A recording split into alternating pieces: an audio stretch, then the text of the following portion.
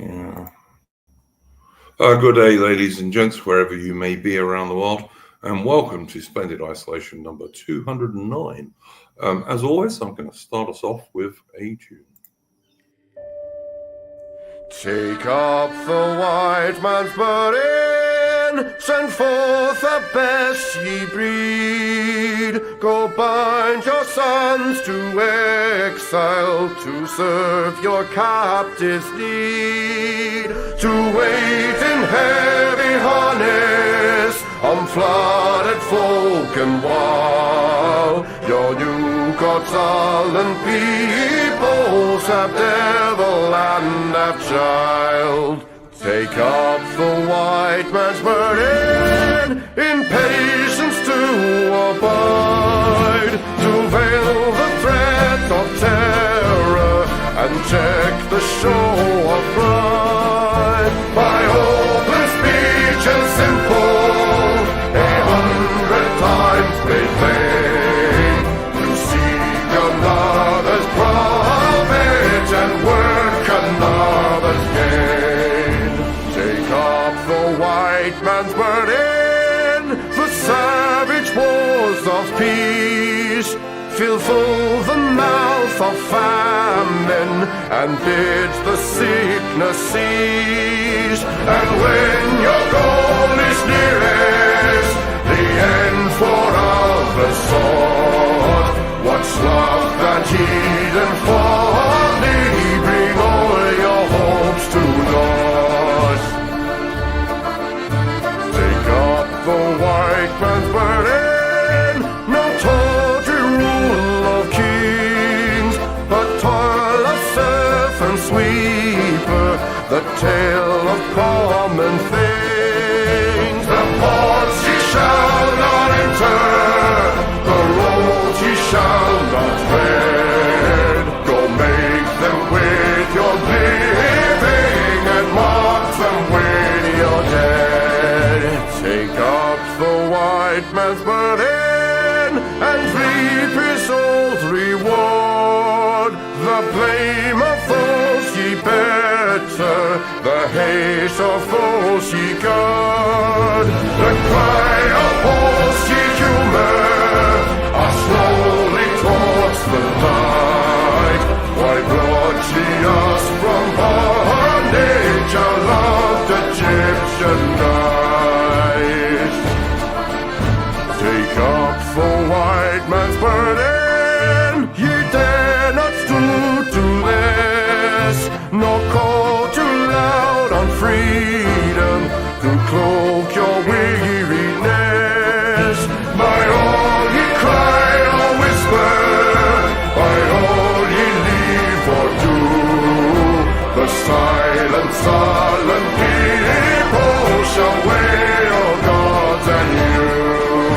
Take up the white man's burden, have done with childish days, the lightly profit laurel, the easy ungrudged praise. Come thou to search your manhood through all of thankless years. No age with give or wisdom, the judgment of your peers.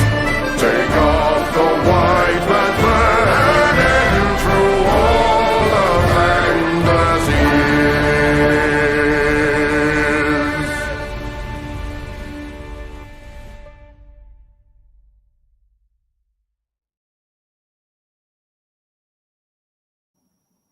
And that was, of course, the excellent Chris Gard. Do go and check out his YouTube channel. Bit of a theme tune for this channel, for which I thank Chris.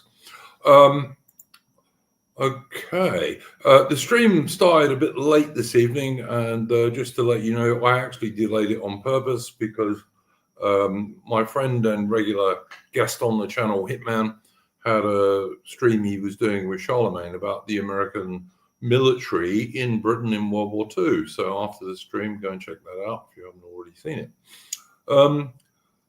Good evening, Mitch. Good evening, Alan. How are you doing today, boys?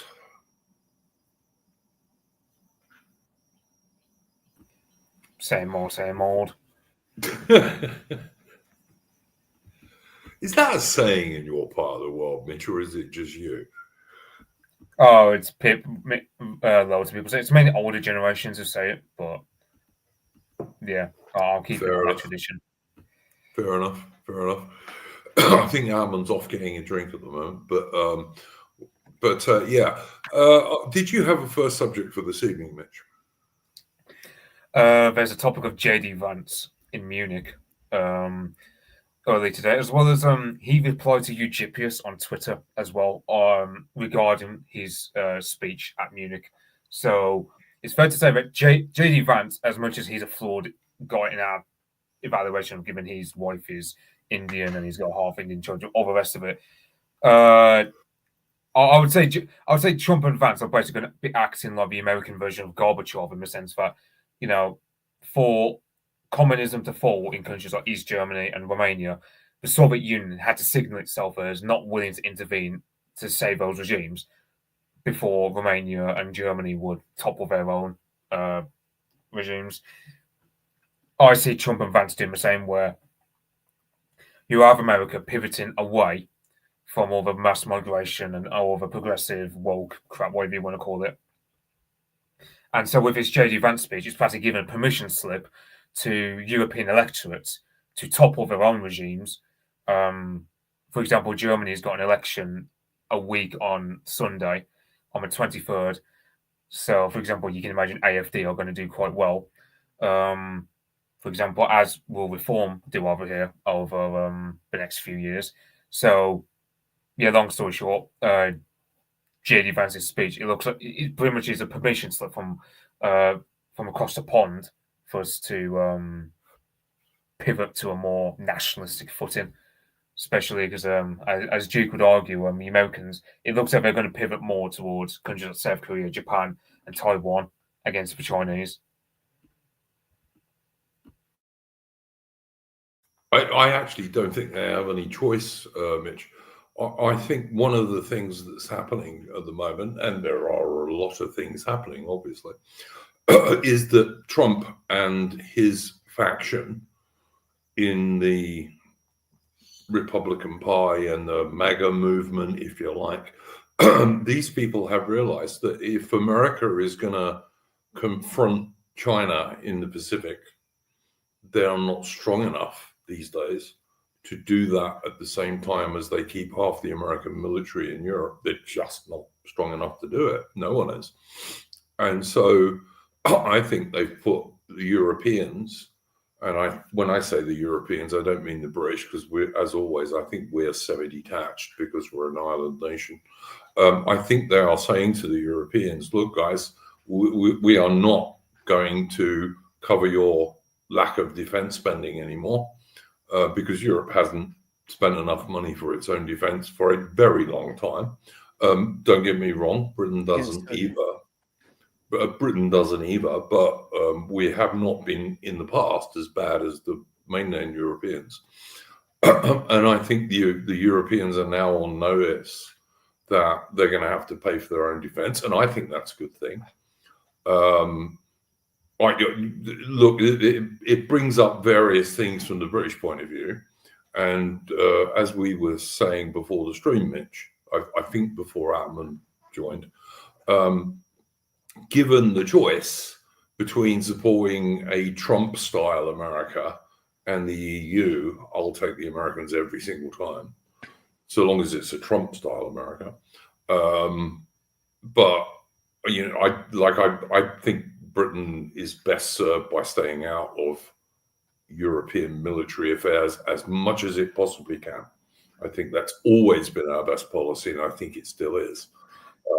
I think Britain does need to spend more money on defense, but I think it needs to be targeted. I think you need to say, okay, we're an island nation that depends on world trade, and 95% plus of world trade still goes by sea. So therefore, the most important British armed force is the Royal Navy. That is obviously followed by the Royal Air Force. And very much in third place should be the British Army, because the British Army is so small, it can have no real effect in Europe these days. I think the British Army should basically be for home defence and for any British overseas territories that Starmer and Labour leaves us with when they are eventually kicked out of government. I don't see what other use the British Army can be, to be honest. And I'm a former British soldier, so you know. Right, but in the American conception of Europe, who does Europe need to defend itself from? I don't know. I don't think it's Russia, to be honest with you, because I mean, I've said this so many times. I don't think this is going to be any surprise to anybody. I think Putin's ambitions are to free the Russian-speaking people in Ukraine, and I think he's going to be able to mostly do that. I mean, I heard lots of people basically trying to say me like shit libs and normies trying to tell me that, and this kind of goes into what I wanted to bring up later, but tell me that, oh, you know, if we don't stop Putin in Ukraine, he'll steamroll right over through everything. And it's like, he is not Adolf Hitler, and he's not Joseph Stalin either. But we've had this conversation before. I mean, even if he was, it doesn't seem like Russia has it in it to do those things, judging by their performance in Ukraine. Admittedly, Ukraine had a bit of an advantage because we were like bankrolling their elite and giving them aid and stuff like that. But yeah, you need to understand one thing, Ammon, which I'm sure you do, but it like purely on a military level, the whole of NATO, including America, was backing Ukraine, and Ukraine also had an enormous army, like by British terms, an enormous army. Like if the British army had been fighting in Ukraine, all 70,000 or 71,000 men and far too many women that it has today, it would have been destroyed even if we had been not losing the war. In like 3 months, it would have nearly all been dead or wounded. And this war's been going on for years. But you have to understand the whole of the American military industrial complex and the whole of NATO, which is like most of the other major Western nations, has been backing the Ukrainians, and they're still losing. But the thing is, though, is that like obviously we have overseas territories, and defending overseas territories takes a lot more manpower. Like force projection eats up manpower. So no, actually, it doesn't. Though it doesn't really.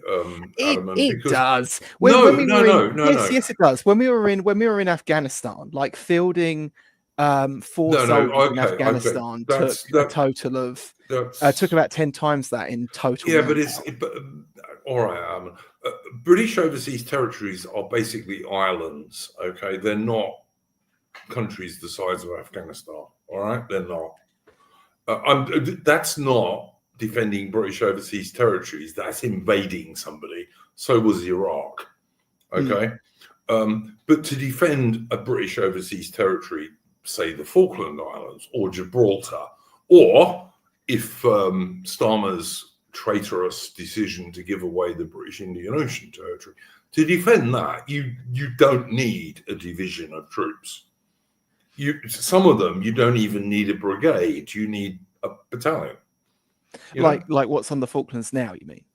Well, the Falklands at the moment has a reinforced company group, actually, but but it can be reinforced quite quickly. But this is the thing. So, like, this is still kind of the point, though. The problem is that if you treated every overseas territory like the Falklands, let's say, which you don't have to, but let's say you did, that's still committing more manpower and resources per capita than it would if you were just defending the mainland.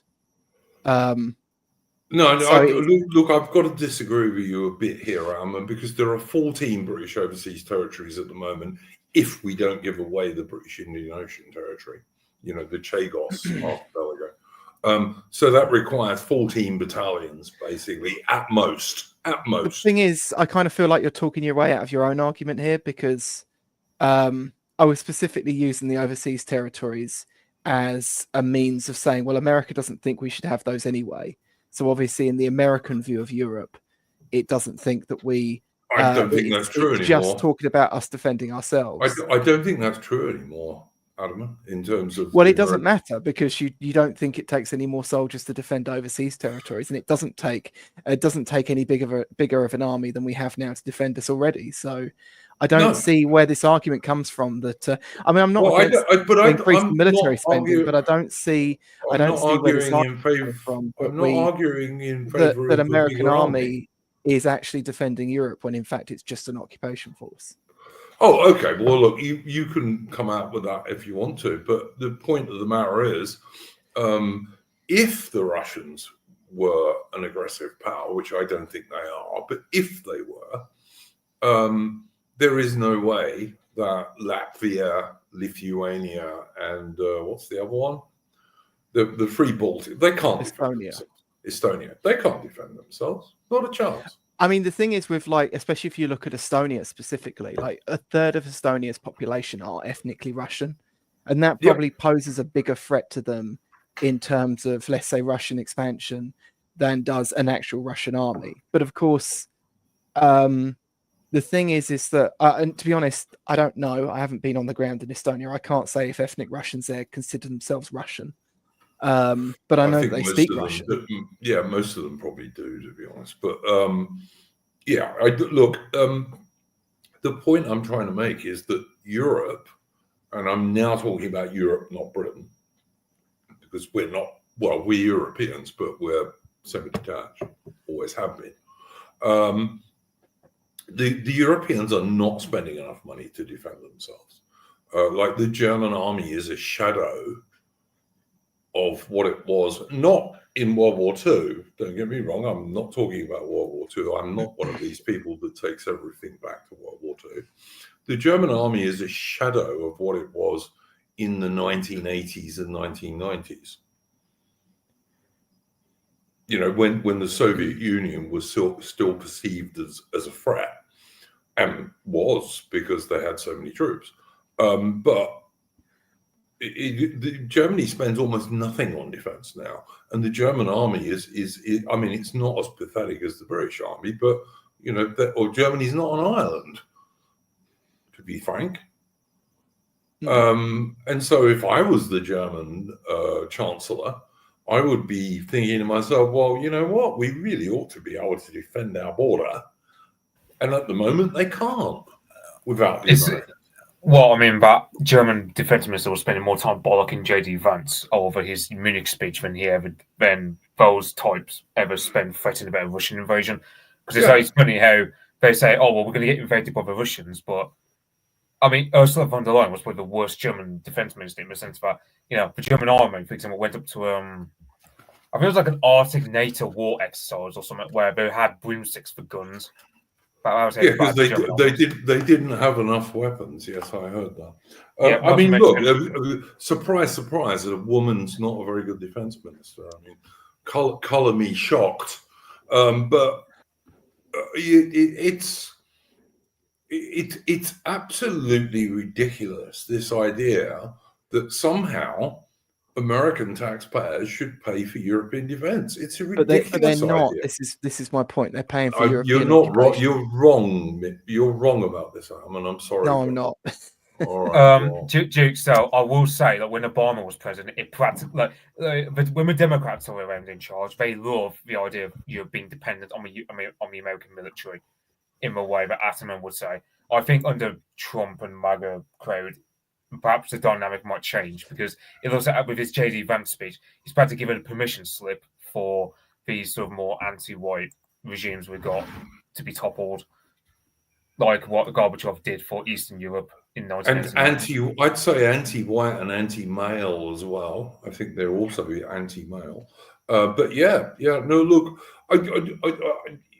Adam's my friend, and for years now. But on this particular issue, and we had this discussion vaguely before, I just don't think you're right in terms of the amount of money and the amount of military hardware and men that are being put into the field here. I think the Americans are entirely correct at calling out the European bullshit about this. Like NATO Who are they spending from then? Well, NATO is a US led and dominated organization. Right. Now, Who if are they you're going defending to, Europe from? like I said, I don't think myself that it's Russia. But if Russia had a different leader than Putin, it could be. Sure, but if it's not Russia, then who is it? Is it Turkey?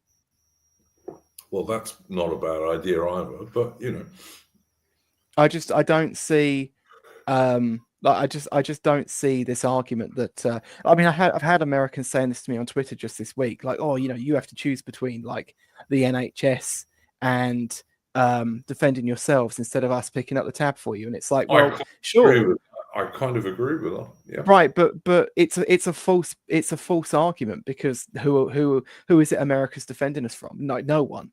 Like the whole sort of America industrial complex being sort of like welded to Europe just seems to be part of the same construct as the US State Department considering we brought it up a minute ago, telling the Estonian government that they need to bring in hate speech laws and anti-racism laws. It seems to come from the same vein as how like the Civil Rights the Civil Rights Act spawned in every European country under basically the same with the same legal provisions within 2 years. I don't disagree with what you're saying here, and I've seen people having this conversation on Twitter. I'm not blind, but America has always had, even under Biden, America had more free speech than Britain's had in 50 years, certainly 40 years, right? Even under Biden, there was more free speech in America than Britain has had for, I'd say, since at least 1990. Okay, certainly since Blair came in, who, as far as I'm concerned, is one of the most evil men in British history. But but I don't quite understand what this argument is about, because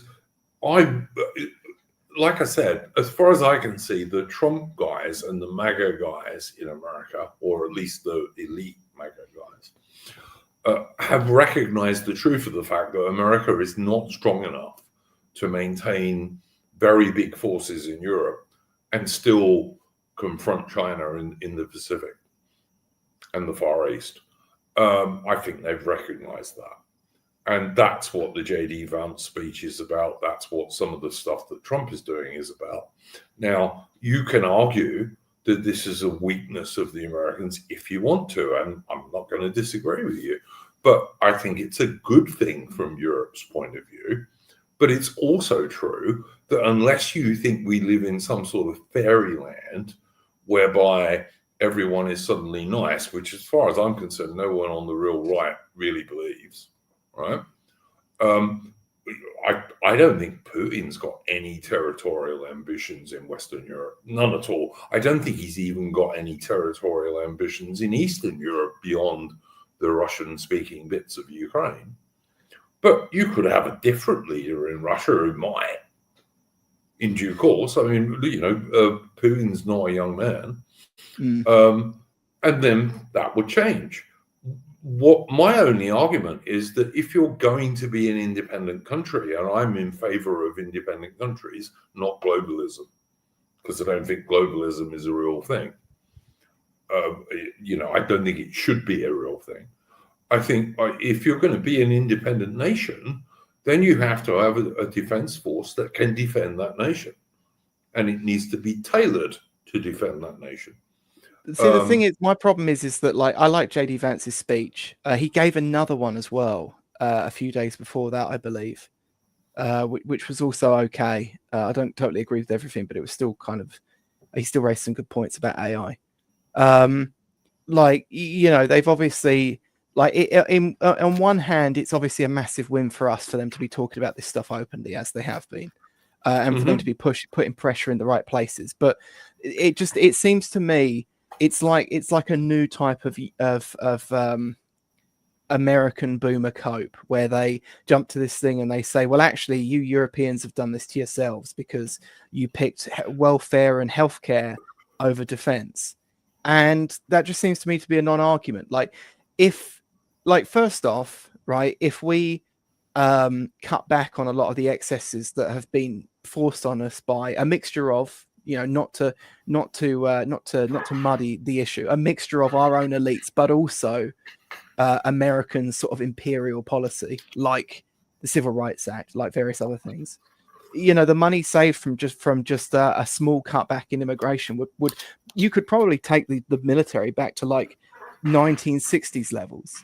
Yep, absolutely. And as much as I would probably still want to see it go, you could do that with very little in cutback to like the welfare state or the NHS, just from savings in other areas alone. Because military spending is minuscule, and it wouldn't take much to massively level it up.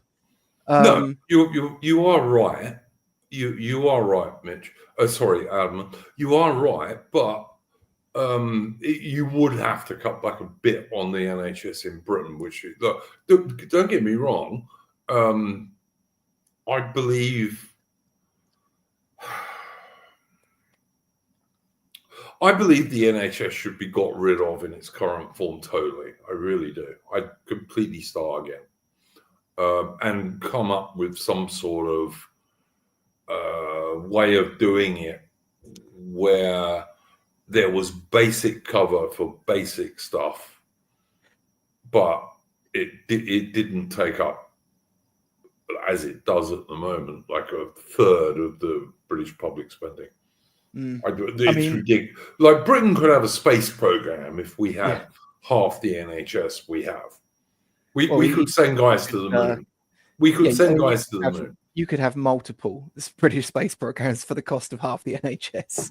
Yes, exactly. The thing is, of course, is that the NHS itself would be a lot cheaper if it didn't have immigration and the not. We're not just talking about the actual pressure of immigrants on the NHS directly, but even all the second order issues, like having them here requires that you have DEI officers and a dozen different email jobs to make sure the right people aren't offended, and language people and a million things. Yeah, absolutely. I will say though, even though I'm no libertarian, I think one of the big deals that libertarians get right, and they often don't even understand they've gotten this right themselves, is that when you have an institution like the NHS, even if you have one that's like really nice and cut down and streamlined from day one, by day 80,000, it ends up looking like this again. On a long enough time frame, they all end up you've got to every 5 to 10 years you have to have a major review, and you also absolutely have to top limit the admin and all the rest of it that goes behind it, because that's where a lot of the money gets wasted. And also you have to do sensible things like training real British nurses and real British doctors rather than importing them, Yeah. You have to do those things. Mitch makes the good point in the chat that we spend 476 million a day on the NHS. 10% of that and the Royal Navy would be the second largest navy in the world, easily, by the way, easily. Maybe the NHS would work better if it was run by a lord, or a chancellor, which unironically was the way it kind of used to be. This is why you had so many hospitals that were named after, old aristocrats. Someone's asked me a question in the chat. I just want to answer. Vex Peril says, "Where's Orbs?" Which is Bree, of course. Bree, her little lovebird escaped last week when she accidentally opened the door when he was out of the cage, and she's been spending most of her time trying to find him. So that's what happened. Sorry, this was Mitch's bit of the show, I guess. So Padfa says the NHS is rife with fraud. The money is eye-watering. Yeah, I totally agree. Like Britain needs something like what Musk is doing in America to look at the NHS, and I think there would be so many sackings, and we would save so much money. It would be unbelievable. People in the old days, in the early 20th century used to turn around and say that Prussia and Germany was a army with a state. Britain, without any doubt whatsoever, is an NHS with a state. That's where most British money goes. It goes down the absolute money sink, which is the NHS, and which successive governments, both Labour and Conservative, in air quotes, of course, because there's no Conservative party, has turned into a sacred cow and a religion. It's ridiculous, in my opinion. It is, but we're a long way from Mitch's original point, so I'm going to hand it back to Mitch. Yeah, so I mean, I'd reckon that JD Vance's speech is signalling a clear message to European electorates like us, such as ourselves, Irish, whomever else, that essentially they're giving us a permission slip to just get rid of our own regimes, but that also involves a dilemma of itself, because I think Guide to Cult, I think it was AA or someone else like that, who basically said, okay, so you have the AFD in Germany, who are basically just like they're massively in bed with Elon Musk, very pro-American, and it then involves the question, okay, well, if the JD Vance point of view leads to just more vassalization towards America, but from a different lens, one where we have a lot more cultural leeway, economically things get better for us, or is it worth it? Blah blah blah, because it can act as containment. To which I'd say, well, the fact is, you get a lot more cultural leeway. Yeah, there can be problems with how much AFD ape off American libertarianism at times, and it's not as fully German in some ways, because I mean the German way is basically a lot more of a what would they call it, social market economy or something. Like they're not as libertarian as the Americans are. So it's like, can this new way of American imperialism also be a drag? I wouldn't really say confidently that it's a drag at the moment. Going off the way JD Vance is signalling, where it's arguing against mass immigration, which is a massive step our way. Yeah, he's arguing for free speech and anti-mass immigration. I mean, I'm sorry, but I support both those things. If Britain could have the kind of free speech we had before 1990, let's say, and didn't have mass immigration, I think it would be impossible to argue that Britain wouldn't be 1,000 or even 1,000,000 times better than it is today. Yeah, but then that also comes with the drag of we're still being subservient to the American empire. So that's where a lot I don't see.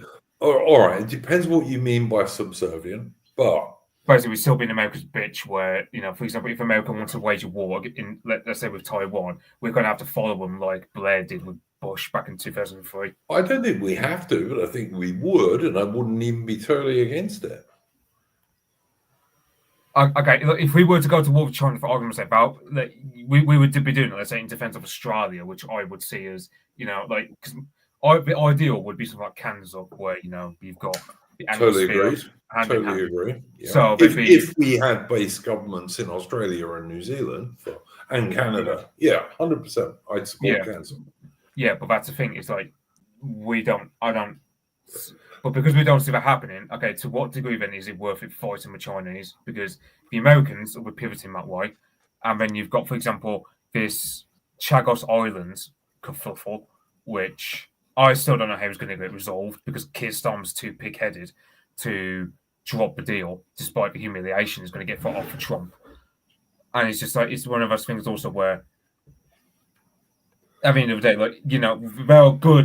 there can be good caveats to aligning with this Trump-style America. But at the same time, it's like, well, we're still being subservient to another power. We're not exercising as much sovereignty as we otherwise could do.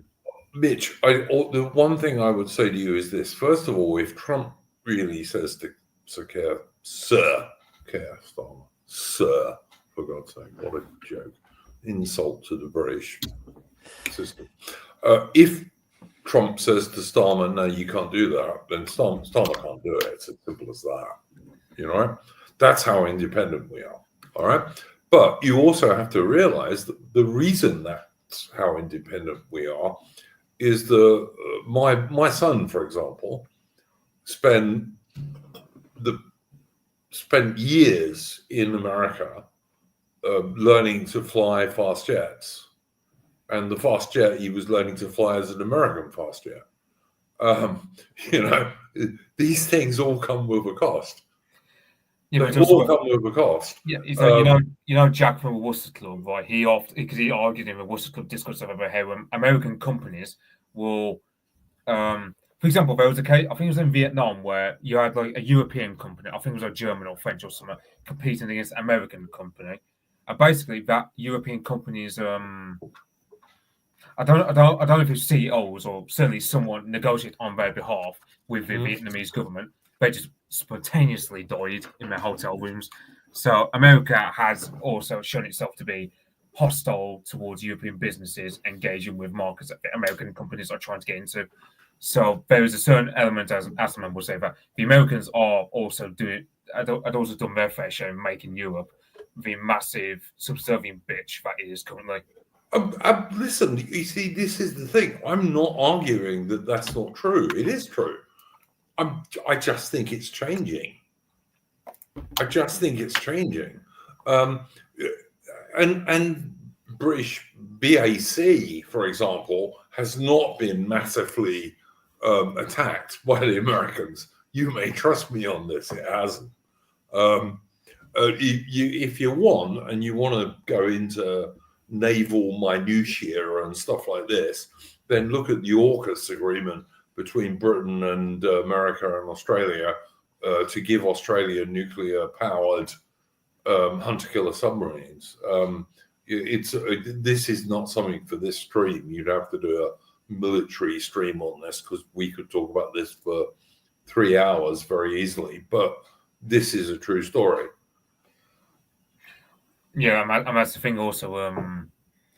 And I'm another thing about AFDism. So they're very influenced by American culture. Like, for example, there's a study that came out recently. I think it's something like, I don't know if it's third or second or even first place, but AFD is very popular with homosexuals, because said homosexuals, they're feeling the crunch because of Islam and other migrants have imported who are not too fond of the homosexual side of German. Surprising, that, isn't it? Yeah. So it's going to be. And yet we still see gays for Gaza signs. I mean, it's just so crazy. Yeah, and you said the thing. It's like, so. And also AFD, and especially Alice Vidal, they've got like a massive association with Elon Musk, and that can come with certain drawbacks, because Elon Musk, Steve Bannon and Elon Musk have a bit of a scrap lately. I think Winston Marshall did a video I saw earlier, where it's basically you have Steve Bannon. He's saying, well, he's a lot more of a populist, blah blah blah. I mean, he's a bit boomerish in his opinions, but basically he doesn't like Elon Musk's transhumanism. He doesn't like. Nor do I. Yeah, I think Elon Musk is a net positive to us at the moment, but I hate his transhumanism, and I definitely don't like his electric car shit either. But yeah, it's one of those things that swings and roundabouts. Because I mean, Steve Bannon ain't perfect of it. He's too much of a boomer in something. Like, he'll say, like, for example, he'll call Elon Musk apartheid Musk or something, because he calls the guy a techno feudalist, and basically says, oh well, he treats Indians like a slave caste, and basically he says apartheid, and it's really boomerish. Yeah, totally agree. Look, I'm a bit this way, Mitch. There are none of these people I totally agree with. I'm a Anglo and British patriot. I'm not an American patriot. But on the other hand, Trump is overwhelmingly, particularly this time, doing us favors. He really is. Whether he's doing them because he wants to help us, which I doubt, or whether he's doing them because he actually really wants to help the Americans, which I think is more likely, it doesn't make any difference to me. So long as he's helping us, I'll support him. There's this purity thing on the right, which I detest. I want us to be a bit more like the left has always been. We're not purity spiraling here, though. No, you guys are not. I'm not saying that for a minute, and I know you guys too well for that. But I'm talking about in the broader DR, if you want. There are people who will never accept anything that is doing us a favor because it's not absolutely perfect and doesn't talk about small hats or whatever the fuck it might be, you know? And that, to me, is moronic, all right? It's moronic. Take the wins you can get. I did see on your point there about, the sort of people that will see a Jew in a ham sandwich. I forget what it was that set this off. Right? I'm an anti-Semite, right? I'm not going to make any bones about it. I do, I've read the ethnic phenomenon. I do kind of worry about, like, in-group versus out-group preference and how different groups interact with that. And totally agree with everything you said there, except I'm not an anti-Semite, but I'm not a pro-Semite either. But one of the things I do see with some of this, like people that can't accept a win, I don't think we have to accept a win. I think we can also just sit back and be skeptical of anything that seemingly comes our way. But there is a point to which you have to wonder if some of the people in this space, on this corner of the internet, I should say, actually, even when all the wins are actually genuinely coming our way and they've all been correctly assessed, will disavow it purely because it's just not quite anti-Israel enough.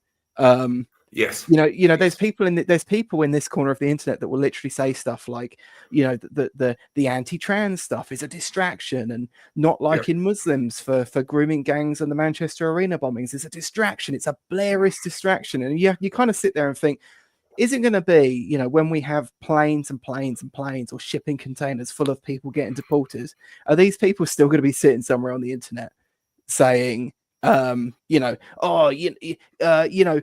actually this guy here, he congratulated, whoever the next Israeli prime minister or president is of getting in, they're not anti-Israel enough. They're not committed enough to freeing the Palestinians. Like, this isn't a win. This is actually all, you're all marks. You're all being taken for a ride. I look, do you know what? The Palestinians are not our friends. I'm sorry. They're not. Yeah, you can just take a position of not giving a fuck what happens over there. Ultimately, I don't give a shit. So long as they don't come to Britain and Europe, I don't give a shit about the Palestinians, really. I'm not pro-Israel, all right? If you say to me on a purely humanitarian basis, were the Israelis bombing loads of Palestinian women and children in Gaza, I'll say, yeah, they were. But you know what? I'm not going to war over that. And I'm not going to care about it because we left Palestine many, many years. The British, left Palestine in 1947, 1948. I don't give a shit. It's not our problem. Yeah. Yeah, and it's like as well, view. Like some of the positions in which that they take to dislike Israelis as well, or Jews, I should say, I also find kind of odd because I just find the framing odd. It's not that I disagree with them, but it's just like they'll talk about like these things that have happened throughout history. Some of them quite far back. Some of them are kind of on conspiracy theory territory, and then they say, oh, Israel isn't our friend, and it's like, well, yeah, no shit. Like the King David hotel bombing, the Sergeant's affair. Like there's so many better examples as to why we as a nation don't have to ally ourselves with these people. Totally agree. That don't have to veer down this bizarre route. But yeah, I don't know. It's just I suppose the internet makes rabbit hole chases of all of us, I suppose. Yeah, it does. It does. And look, do I think there is a lot of Israeli influence in Hollywood movies or the mainstream media. Yeah, sure. Do I think that an American president, even Trump, can't really be anti-Israel? Yes, I do. Because and you can acknowledge that those are problems too, but you don't have to... and they are problems. But anyone who thinks that President Trump can become anti-Israel has no understanding of the Israel lobby in America. They have no understanding of it whatsoever. And so I will take the wins that we can get, okay? And I don't think Trump is particularly pro-Israel, but also I think like if I was going to call anything out about this Trump administration at the moment, it would be if you move all the Palestinians out of Gaza and you send them to, say, Egypt and Jordan, most of those people are going to end up in Europe and maybe Britain. And that I would be absolutely 100% totally against. But only because they would end up in Britain and Europe. I don't give a shit if they go to... the fact that the Egyptians and the Jordanians don't want them probably tells you all you need to know, really. Yeah.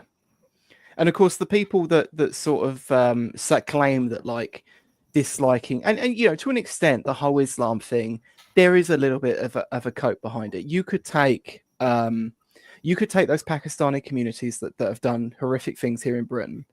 You could go back in time and make them all evangelical Christians or even just secular atheists. They would have probably still banded together as the communities like they are, and they probably would have still done half the stuff they did. Yeah, it's worth noting that terror attack in Germany, that guy who drove into a Christmas market was an atheist. Yeah. So you can de-Islamify these people, but it's still not going to stop them killing kids. So I also think we've got to recognize that, and I know there was this. At one stage, there was this white Sharia thing going on, right? Which I never really agreed with, but it was going on. But it's not true, because those people believe in something which is higher than your national laws. They just do, you know? Now, I'm not saying that some small-hatted people don't also agree with that. That's not my argument. I'm just saying, like, I would absolutely ban, for example, halal food in Britain, but I would also ban kosher food. I'd ban all of it because it's against British animal welfare laws. Yeah. I'd ban both. But it's like Tricky Woo in the chat said, "Oh, you know, the millions of Muslims brought in by Israeli NGOs." Yeah, 100%. And to be honest, as well, as much as it upsets me to admit, some of the Christian NGOs too. Yep. But of course, the thing is that you know, some of the people that will say about, like, oh, you know, this is just a distraction from that. You know, a lot of that stuff I think is quite ahistorical. Like you get people on the right who make the leftist point where they go, like, you know, like leftists back in the day will say, like, this guy, Mohammed, whatever, he grew up in post 9/11 America, which is sort of implied to mean he had a tough time, which didn't happen. And you know, some people on the right now echo those same points, and it's like, no, hang on a minute. Like the Tom Clancy book, Sum of All Fears, was made into a film, and it was released, I think, about a year after 9/11. And they specifically, in that film, from the book, the film adaptation, they changed it from Muslim terrorists to, I think they were Australian white supremacists. And there was Austrian neo-Nazi fellow. Austrians, yes, it was Austrians, yeah. Specifically, like Austrian, which is wild to think about.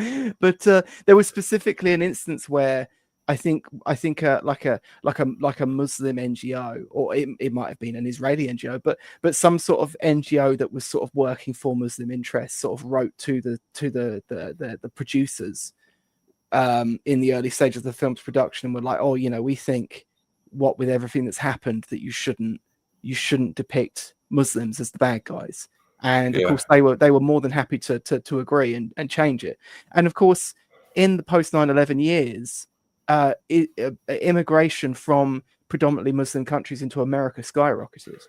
Well, and there are also, look, I don't want to go down a conspiracy theory rabbit hole, but there were a number of Israelis arrested after 9/11 who were filming it, and there was stuff going on there. Yeah, definitely. Yeah, 100%. But it's like the idea that like Blair and Bush were all secretly like anti-Muslim, and this is sort of tied into the Israel lobby somehow. It's kind of it's a bit silly. It's well, even if they were, you're never going to prove it now, mate. You're never going to prove it now.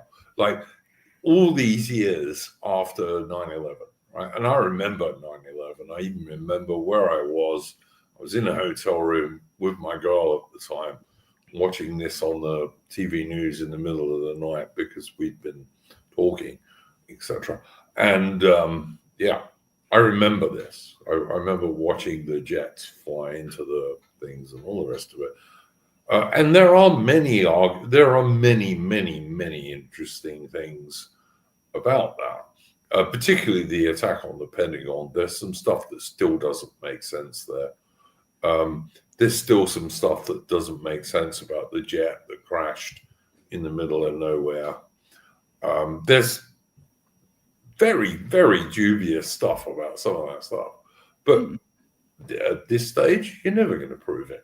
I mean, we are sitting in a world where Donald Trump at the moment is trying to release what happened to JFK in the 1960s when I was like, I don't know, 1 or 2 years old. And we still don't even really know the truth about that. And he's trying to get that released now. If you think you're going to get the truth about 9/11 anytime soon, you're deluded. It's like we're probably never going to find the truth about that out. Certainly not for the next 100 years. Yeah, so basically this discussion all started basically because is it so to what extent is it actually a victory? Let's say, for argument's sake, if the AfD win in Germany and start doing stuff like remigration and all the rest of it, if it's being done basically because the Americans are swapping one load of vassals for another within Germany, to which I'd say, well, it's still. Hang on, listen. What everyone needs to realize is there is a difference between being a vassal and being an ally. There is a difference. All right. Do you think that the Americans would let Germany be completely independent on who they were to choose as allies or on foreign policy? Like, there's a degree that we're responsible for our own problems, but also the fact that there's a lot of American overlordship over the Southern Atlantic as well. Like, it goes hand in hand a lot of the time. I would say there is a difference between being an ally and being a vassal. I would like a Britain that had a big enough Royal Navy that it would be worth having as an ally, right? And that used to be the case at one stage. It isn't anymore, but it used to be. And I would say there is an excellent chance that if America does really pivot to facing off against China, and I'm not saying that's going to result in a war, but it probably will certainly result in some sort of Cold War, there is a chance that Germany could be in a position where it would be better for the Americans for Germany to be a pro-American state than to be a vassal. Right, I think that is possible. Yes, but the thing about that's interesting. So, for example, Germany, their biggest market for their industrial goods is China. But the problem is Chinese population is going down. So Germany's got. So even if Nord Stream never got nuked, whoever you think what might have been that was the Americans, but okay. Yeah. That's the thing. Like Nord Stream got nuked by the Americans because I said Americans vassalized in the Soviet Atlantic. The fact of the matter remains, like, if Germany ever had any choice, they probably would try and stay neutral of any sort of US-China rivalry, because Germany's got. But I don't think the Americans would allow Germany to be neutral. They would say you have to be with us on the highway. That's what I would say Germany would be told by the Americans. But Mitch, you see, I don't think I totally agree with you here, because countries are never neutral. Like, even if they're real nation states looking after their own people, they're never neutral. There's always an advantage to supporting one side or the other. There always is. Well, I mean, in the event, let's say America and China go to war, I mean, the German economy is even more screwed, because their biggest market for their industrial goods is China. So they've got an economic interest to not. Like, this is one reason why, for example, Trump in his first term, he didn't get on well with Merkel, because Merkel just kept stonewalling against Trump on the topic of China. Because the Germans were like, look, China's our biggest market. We're not going to go with you on this. And Trump just massively bollocked him and didn't really get on well with him. So you can imagine, like let's say a Trump admin saying to the Germans, look, it's also the highway on the topic of China, because if you were to side with the Chinese, then we'll do this, that, and the other to you. So why did Merkel open the borders of Germany to umpteen millions and millions of third-world immigrants? I mean, as Atterman will say, there's a degree of like American cultural influence. For example, why is this? Okay, so on the one hand, she wasn't doing what the Americans wanted, but on the other hand, she was. Well, it's a very nuanced situation. Like, for example, you have Starmer, who, apart 1 minute Trump says he gets on well with Starmer, but then next thing Starmer. Well, Trump doesn't get on well with Starmer. Come on, you're far too intelligent to realize that. Well, I don't know what happens behind closed doors, but like that's what Trump says 1 minute publicly. He says, "Oh well, he gets an all right enough with Starmer," but then you got Starmer pig-headedly going ahead with this deal with Chagos Islands. So it's like it's really swings and roundabouts. It's like no one's ever 100% in line. You got, for example, the Germans, right? Yeah, a lot of they're practically a vassal of America. That doesn't say, oh, everything Germany does is purely down to America, because for example, France is very paused, but they've got a very independent streak about themselves. French cinema is more paused than Hollywood, I would argue. So even now it is. I used to like French films, Mitch, and these days they are more diverse. They're at least as diverse as Hollywood. Yeah, it's worth noting. So you have an American Civil War film, it called itself, Kirsten Dunst, and so on, which is very poorly written and all the rest of it. Shit yeah, film. But you notice they could not explicitly go all out about how rednecks versus sophisticated in a way. They couldn't be explicit. Whereas in France, they could come out with a film where it's pretty much like full-on race war in Paris, where white people get slaughtered by Algerians. That French cinema will have a sense of chutzpah, but Hollywood just can't get to. So happy to see my mate Bodvar in the chat. Good day, mate. Look, I just think that this is why some Americans get pissed off with European nationalists, and I'd say Europeans more than Brits, to be honest, is because on the one hand, they want to argue that the Europeans, want to argue it's all America's fault, right? And a lot of it is, okay, but they also want to argue that whenever a Europe does something that the Americans didn't particularly support, that's also somehow the Americans' fault. No, I'd say it's not thinking we have the US aid stuff, right? So there's no organic desire for Estonia to turn itself gay. Because, for example, there was a gay festival or something like that in Estonia. They couldn't get enough money from their own citizens, so they had to appeal for money from US aid. So there's an element of US interference. That happens more with Democrats. It doesn't really happen with let's say, Trump, for example. So it's not going to happen under Trump with the US aid stuff now getting blown out. So that's an improvement. Yeah. Well, why was 8% of BBC British bias broadcasting money coming from US aid? Yeah, but that's also one thing people don't mention about that. I think that I think there was something like the EU Commission.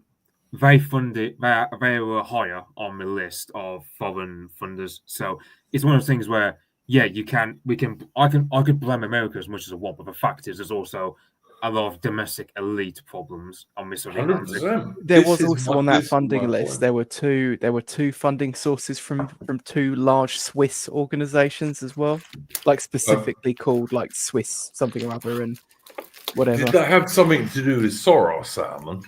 No, I doubt it's Soros. Someone when we brought this up last week, I think it was, someone did say that could be connected to like Davos and that whole crowd. Yeah, it could, because that's where Davos meet.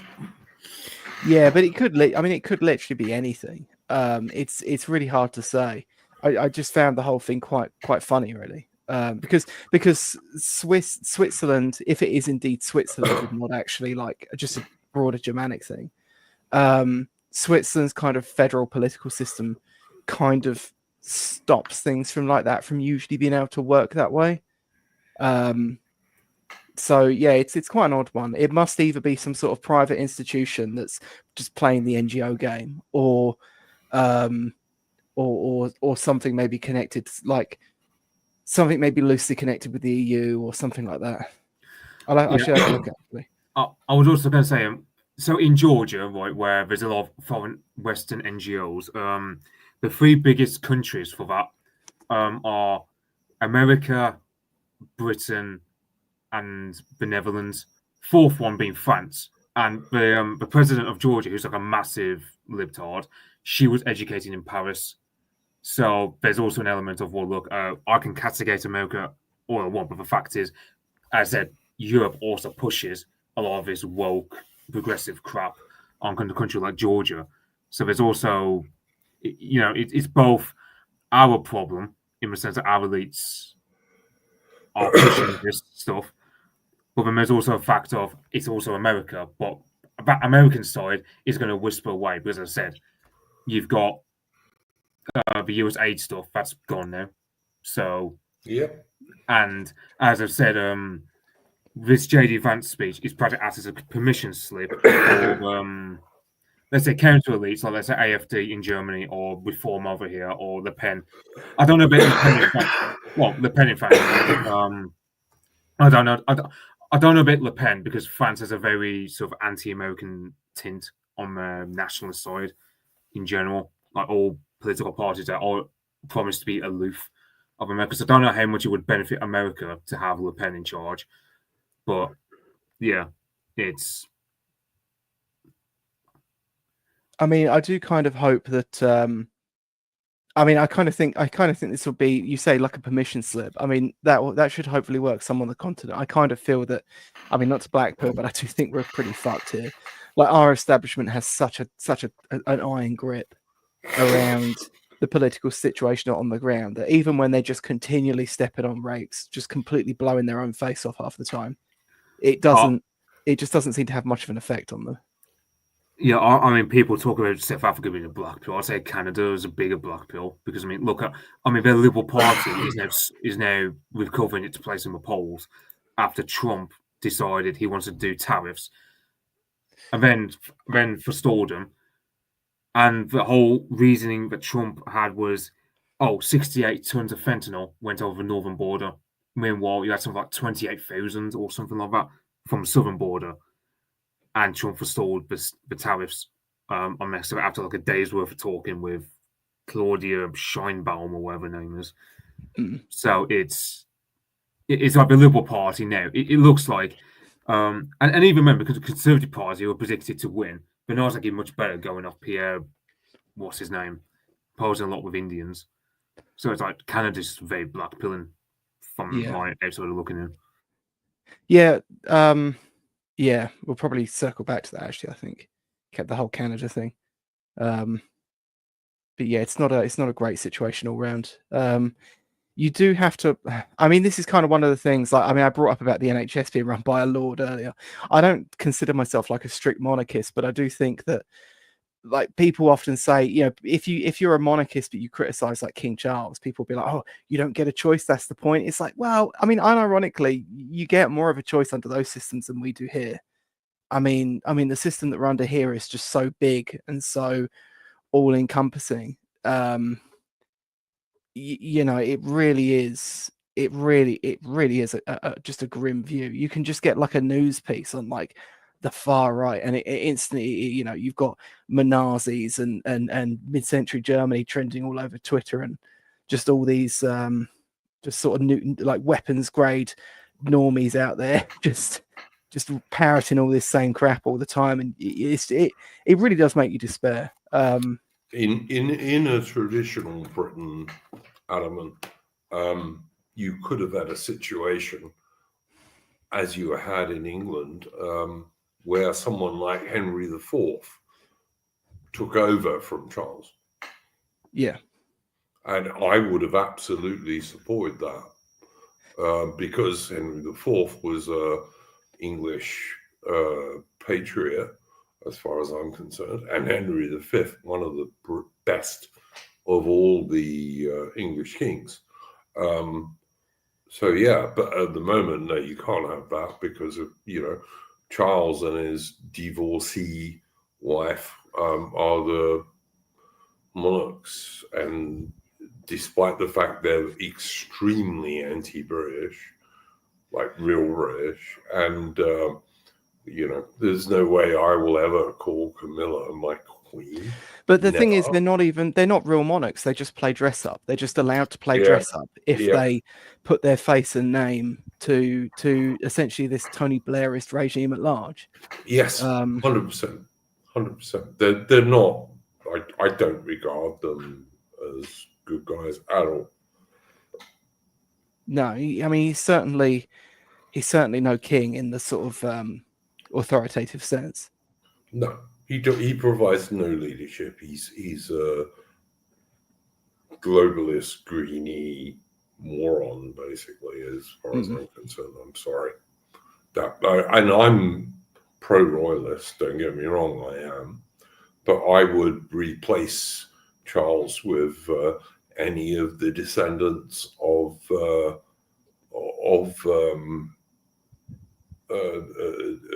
the Anglo-Saxon kings, or any of the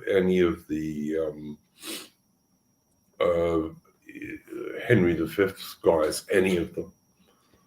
Well, you have to wonder as well to what extent the current royal family has actually been left behind, but like it's such an unimportant institution that the rest of the regime just ignores it now and just gets on with what they're doing. Because you know, when we had the speech from the king at Christmas, I didn't ever watch it. Well, yeah, but didn't he basically say like diversity is our strength in that speech? I don't think he said exactly like that, but yeah, pretty much. Yeah, no one in power now, not even Sadiq Khan, says phrases like that anymore. Even even Her Majesty Queen Elizabeth II, who I had a certain fondness for, because as an 18-year-old I did a sacred oath to support her.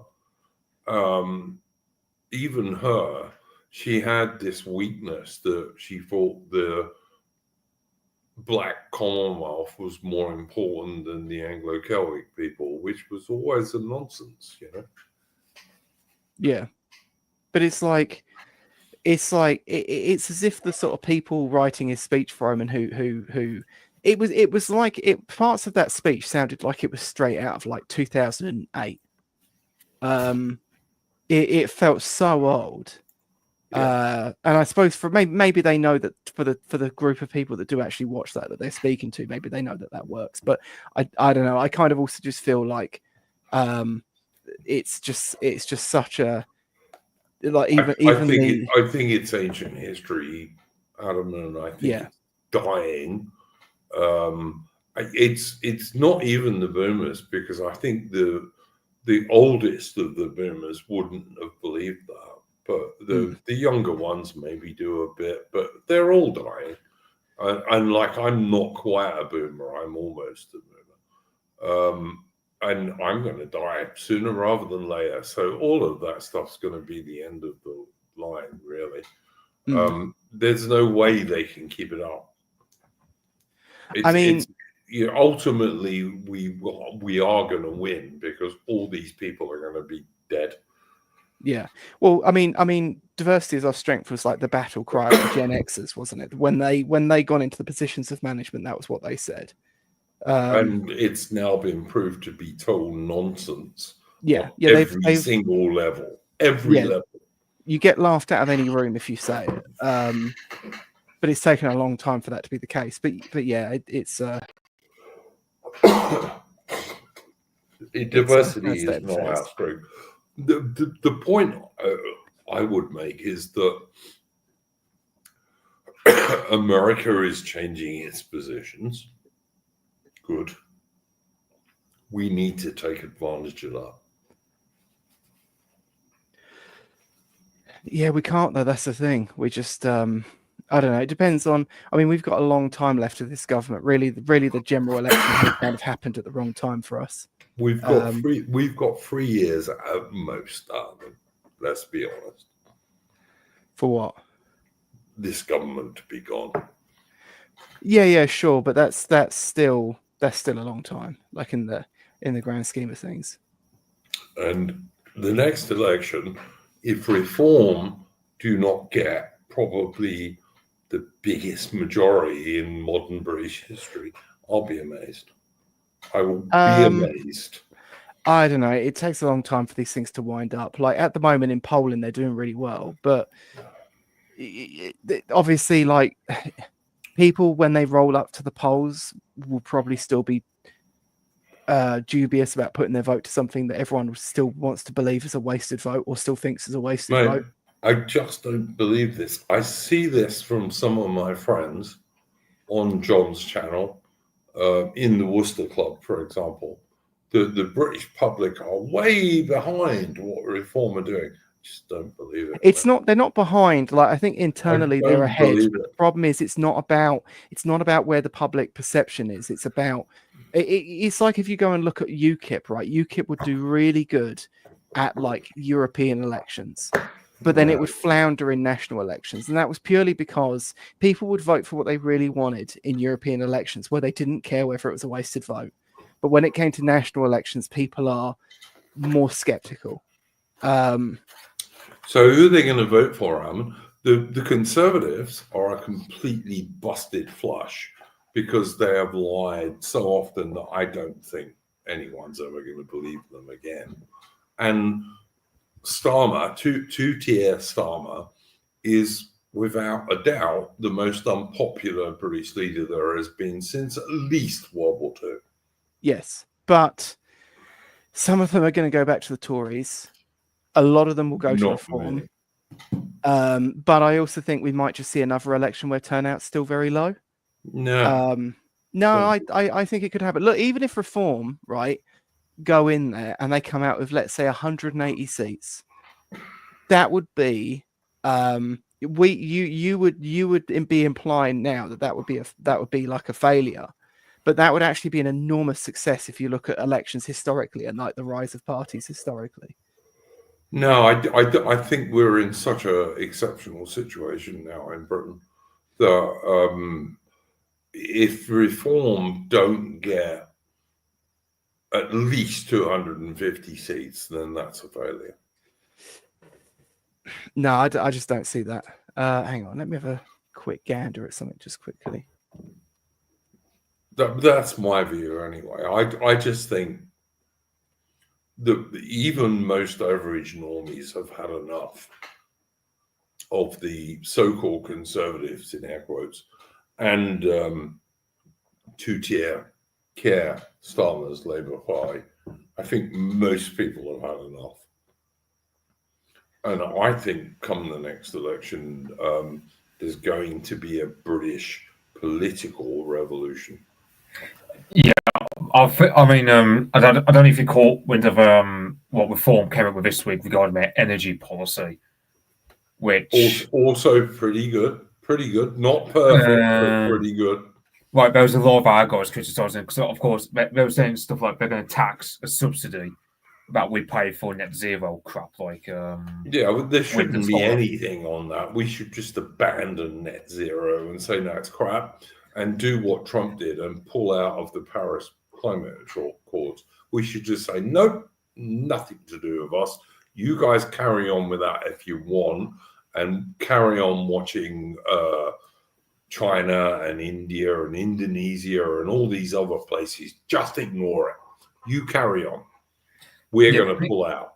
Yeah, the thing was, like, reforms policies. It was just it just came across as very Richard Tice, because Richard Tice has, of course, responsibility over economic and energy policies for reform. And it's just, for example, saying we're going to do underground cables. Now, the thing is that would massively spike up costs. Energy. Yeah, it would. Yeah, it would. Yeah. Yeah, it would. Then we're talking about tax and subsidy we pay to, for example, solar and wind farms. We shouldn't pay them. They should pay us. Actually, if you want, listen. Wind farms kill millions of birds every year. So if you're actually in favor of the environment and wildlife and all the rest of it, you should be totally anti-wind farms. Yeah, and the same thing goes for solar panel farms, because nothing can live, not even earthworms can live under a solar panel farm. Like a wheat field, a gigantic wheat field, is immeasurably better for wildlife than a solar panel field. The other thing worth noting was so you have the plan on getting rid of battery energy storage systems, as called, which Rupert Lowe has a stake in. Like, part of his income comes from he's got an investment in that, which just that was a bit of a weird situation where you had Rupert Lowe getting screwed over by prospective policy. But because the other thing was, in terms of the subsidies we give out to all the net zero crap, a lot of it's done what's called CFDs, contracts for development, which under English law you can't just scrap the contracts. Apparently, that's why they come out with this take of saying we're going to tax for subsidy instead, which would actually rev up energy bills. But I'm sort of thinking, I don't know why you can't just get rid of the contracts. Get rid of the whole thing. Just say, no, I'm not going to do it. I mean, look, I would start 2 or 3 of the most modern and automated coal mines in the whole world in Wales. And I like no way going back to the 60s Labour bullshit of poor bastards stripped to the waist, pickaxing coal from a coal seam. But a modern automated mine, I'd set up 2 or 3 of those in Wales, where we still have the best, the most efficient, and the most cleaning, burning coal in the whole wide world. And we still have loads of reserves of that. And I would set up 2 or 3 of those in Wales.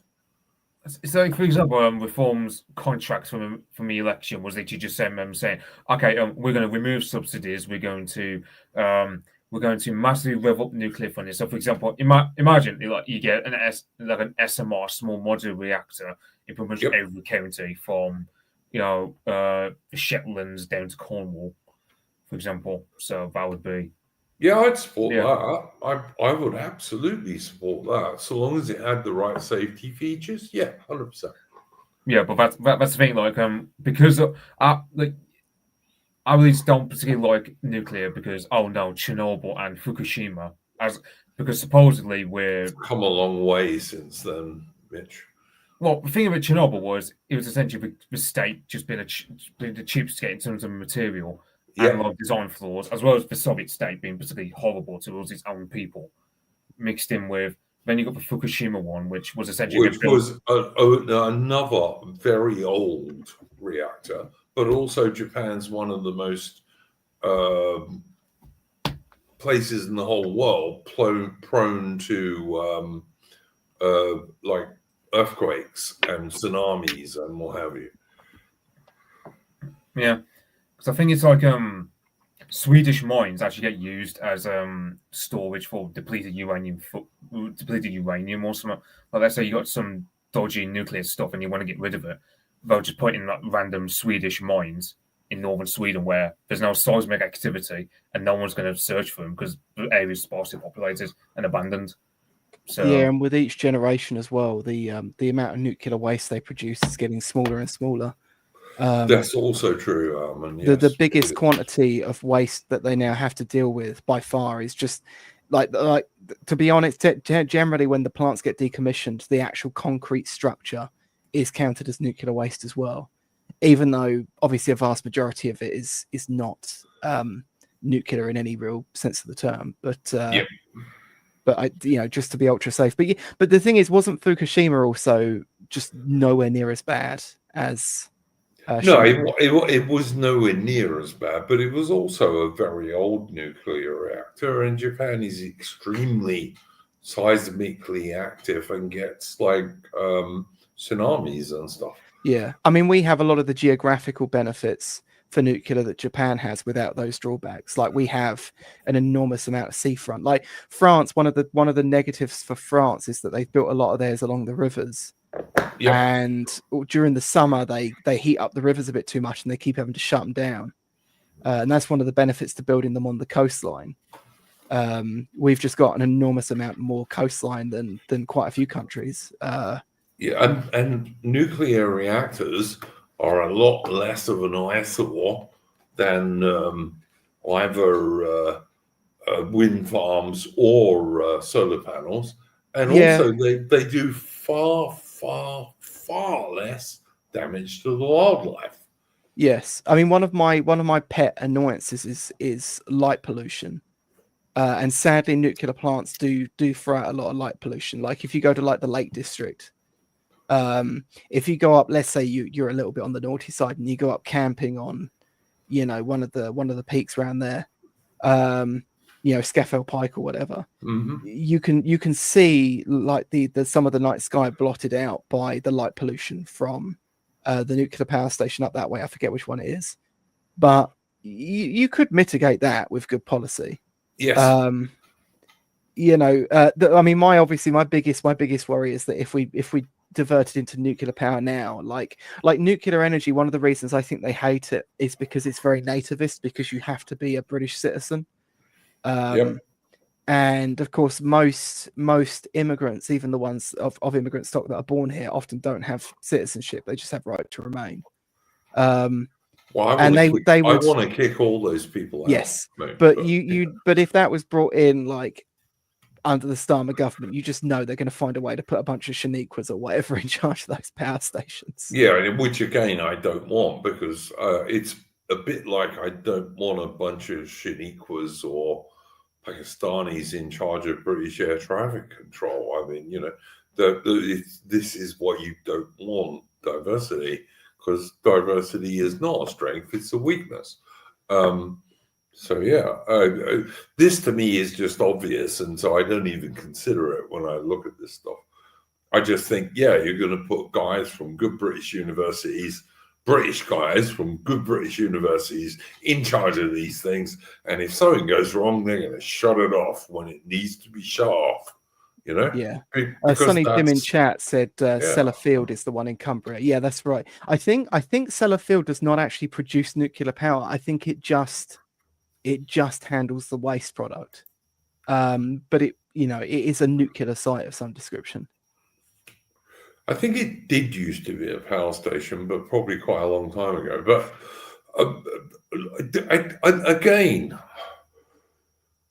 I think I should just bring us back to the start of this conversation. What's going on in America at the moment is, I hesitate to call it a revolution, but it is a very big change from what has been going on for the last 25 years. Even under Trump's first administration, when I don't think he did very much. And we can take advantage of that. That's my major point. Is it all meant for us to take advantage of? No, of course not. I think it's mainly meant to be good for Americans, and good luck to them. I have many good American friends. But we can certainly take advantage of that. And if you look at the Vance speech, he called out the nonsense of Europe today, which is we're not spending anything on defense because America will. we're just going to rely on American taxpayers. But on the other hand, we're going to stop anyone having any free speech in Europe or Britain, because we're lefty bastards, basically. And I just want to get rid of all the lefty bastards, all of them, all globalists. You know, like I regard the guys who want to like die for Israel. I regard those as lefty bastards as well, to be honest. Yeah. But that's my view about it, and we can take advantage of that. Now, will that still require the Royal Navy to be an ally of the USN? Maybe, but I think that's a price worth paying myself. If we could stop mass immigration and start having deportations, I will absolutely say, yeah, let's send a British carrier task group to help the Americans in the Pacific. Go for it. Won't care. Providing we have zero immigration, net zero immigration in Britain, and we are starting to deport all the people we want to get rid of, starting with obviously illegal economic migrants and foreign criminals, but carrying on from there. Like if we had, I don't know, 2 or 3 aircraft a week leaving with people we no longer wanted in Britain, I'll happily have a British carrier task group in the South China Sea.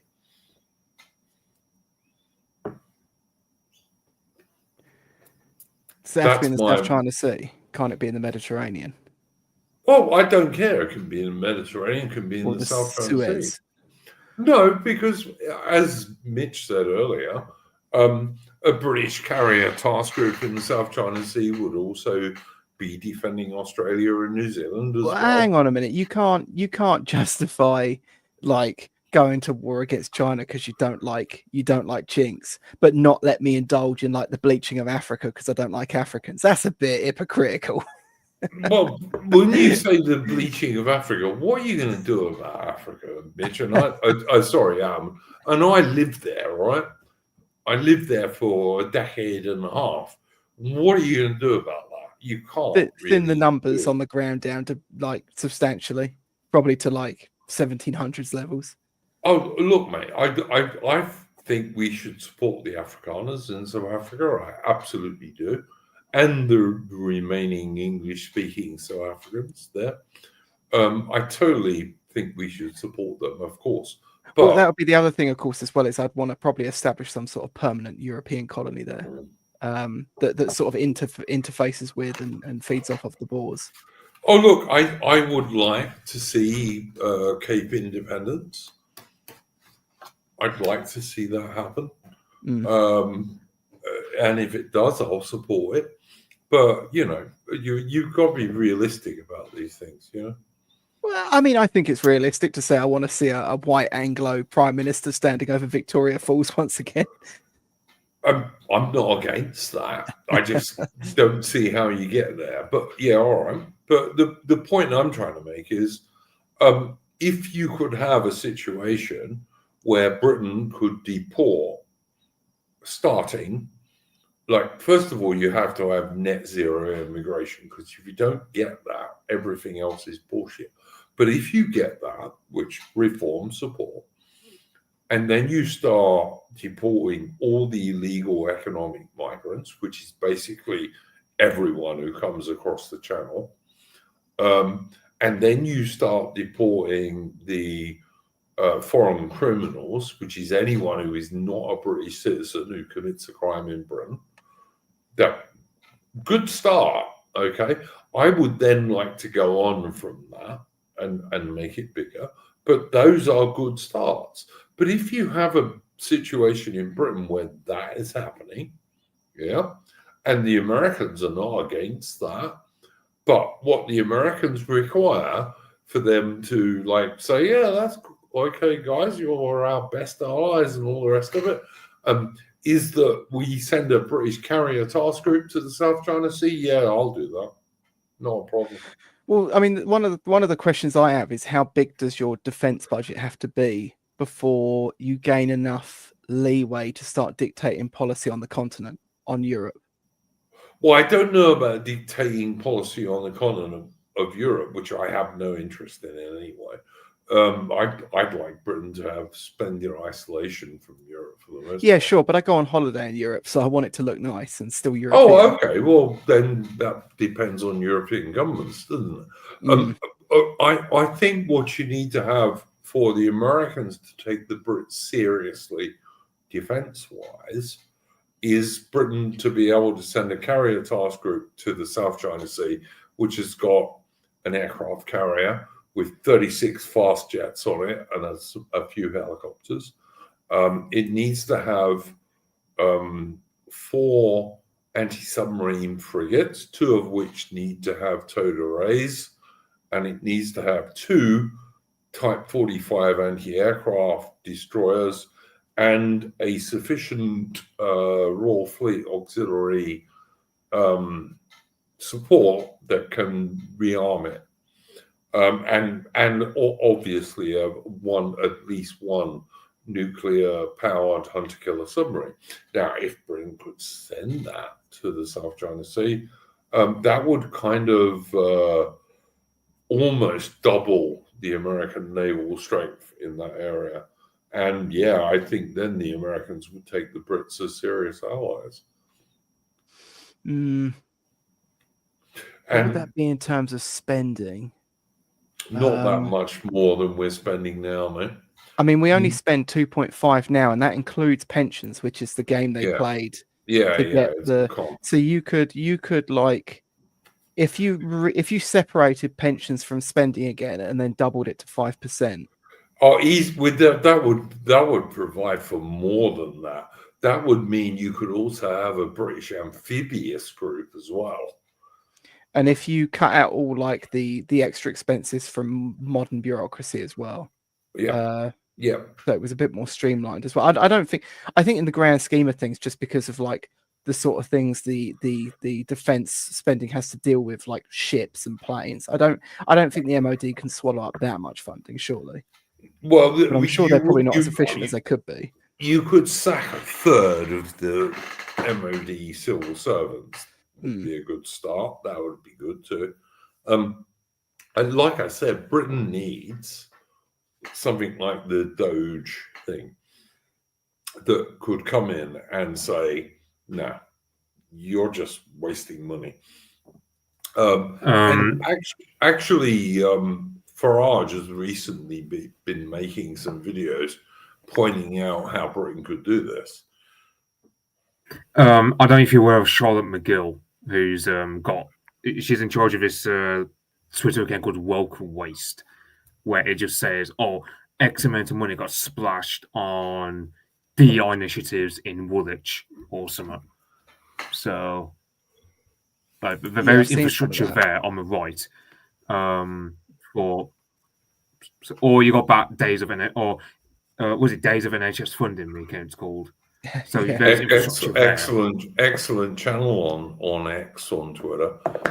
Do go and follow Days of NHS Spending, where they point out that like Britain could have put a guy on the moon for, I don't know, 4 months of NHS spending. It's so ridiculous. Yeah, it's worth bearing in mind. So, for example, the Russians are building a high-speed railway from Moscow to St. Petersburg, and that costs about 45 days worth of NHS funding. So for 2 months, we could have high-speed railway operating from like Wick up in the Highlands down to Cornwall. And we can't even build HS2 from London to Birmingham. 100%. Happy Cursed Plague Doctor in the chat says, wouldn't we have to rebuild all the ship-making facilities since they essentially been left neglected? I'm sure he means essentially being left neglected. No, we wouldn't. We just have to expand the ones we have now, at which point we could build frigates and destroyers twice as quick as we do now. We have some facilities, mostly in Scotland, not all of them, but mostly. But we could make those larger, provide more employment for British dudes, and actually build Navy ships twice as quick as we do now. It wouldn't be that hard.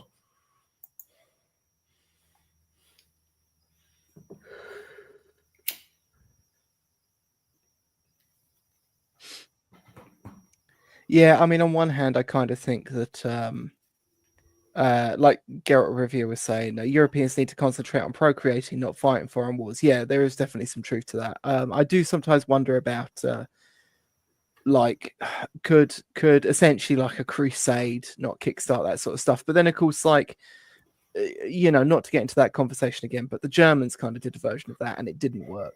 Bit of confidence. They still kind of bit of confidence, Alan. Bit of confidence never did anyone any harm.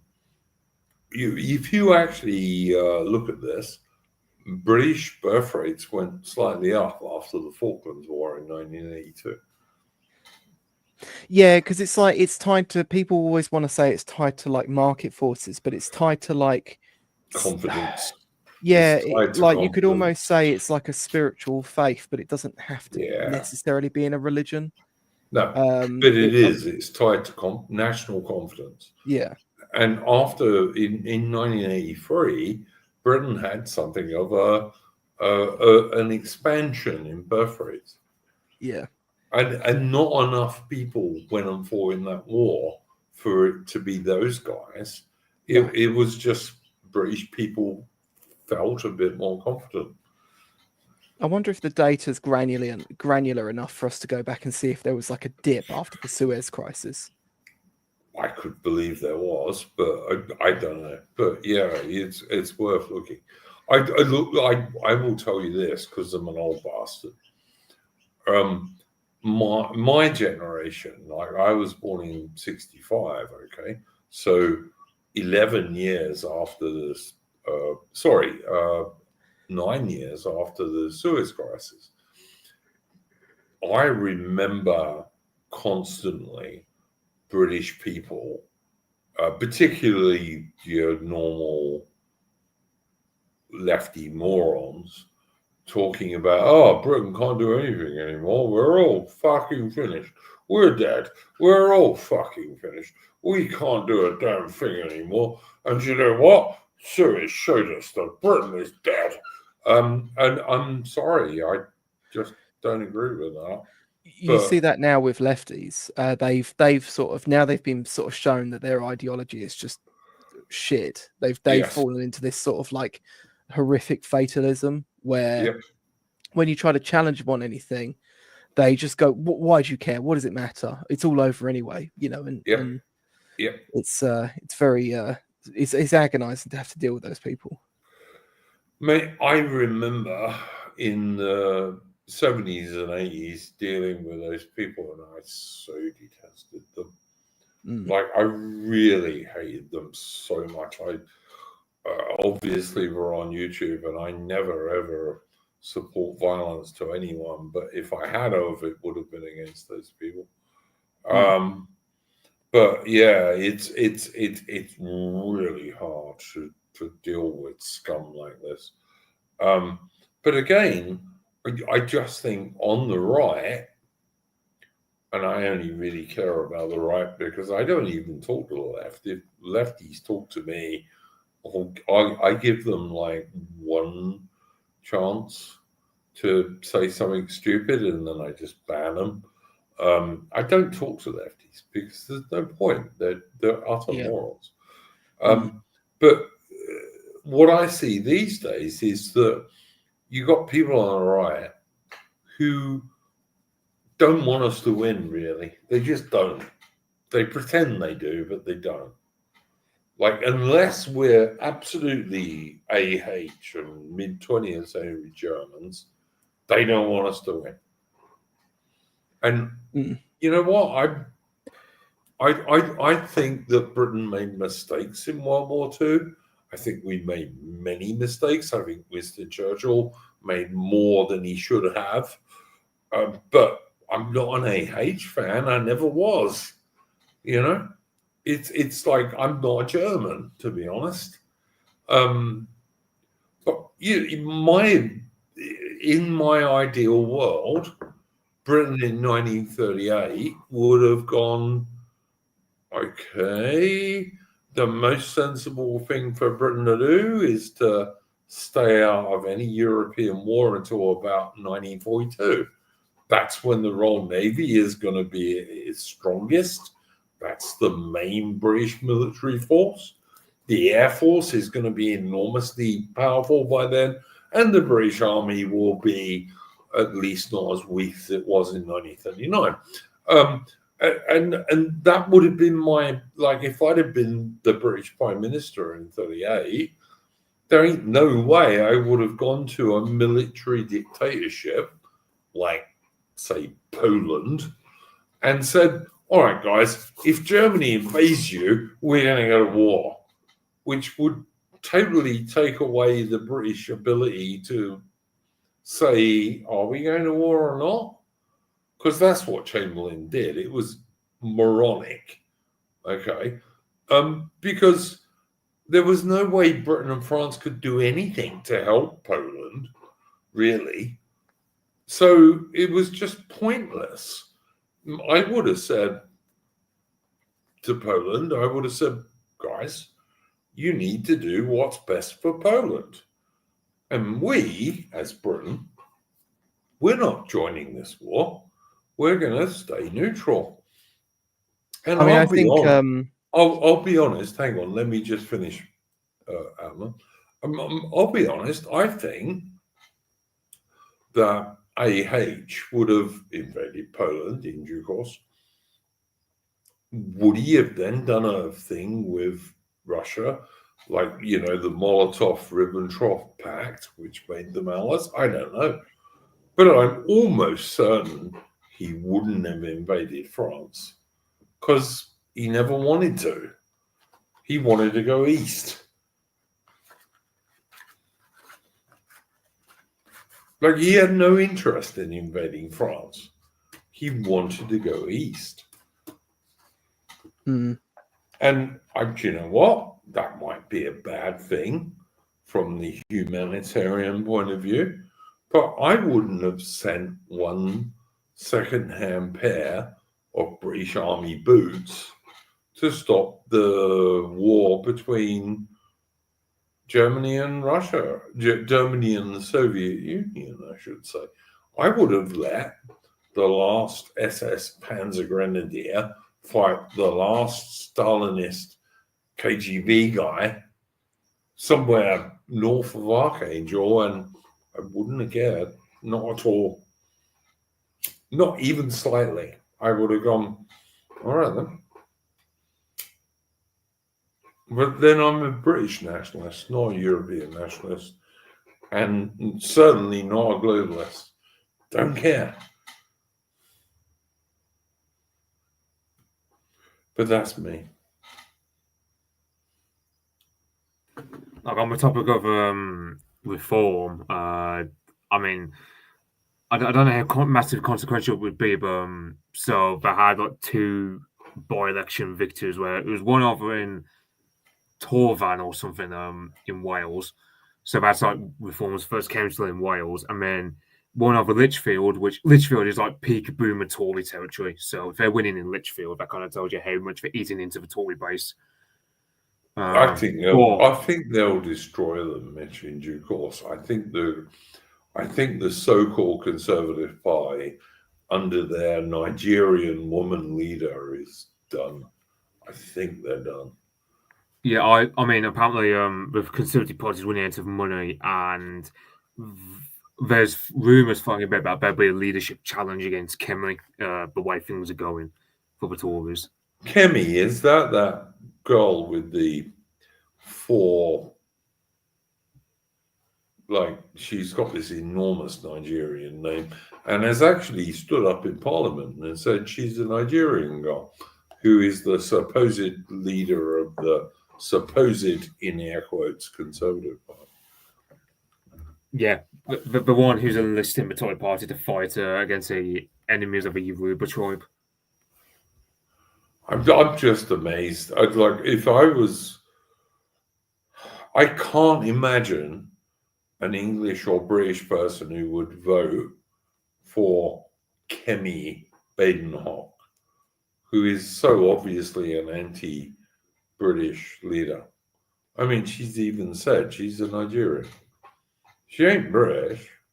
She can't be British. She'll never be British. How can you vote for her? I just don't understand it.